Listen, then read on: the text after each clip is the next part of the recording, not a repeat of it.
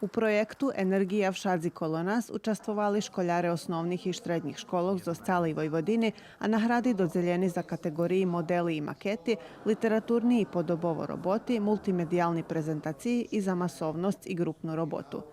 Keresturska škola dostala nagradu za masovnost i grupnu robotu, a u pravenju maketi učestvovali 8 školjare i ih profesorki Bojana Miljanić i Natalija Budinski. Mi učestvovali naša škola, školjare peršej klasi gimnaziji na ruskim jeziku i školjare peršej klasi turističnog naprijama, jedno napravili jednu maketu.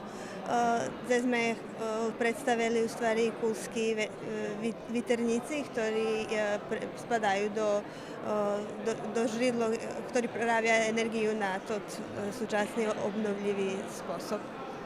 Mi hasnovali najsúčasnejšiu technologiju. Maketu sme napravili s pomocou 3D štampi, takže to ešte jeden súčasný spôsob, že by še napravilo daco, co má dajakú hasnovitú vrednosť. Toljem jeden z projektoh u ktorim škola Petro Kuzmjak hasnuje moderni tehnologiji u obrazovanju, za co uži bula nagradzovana.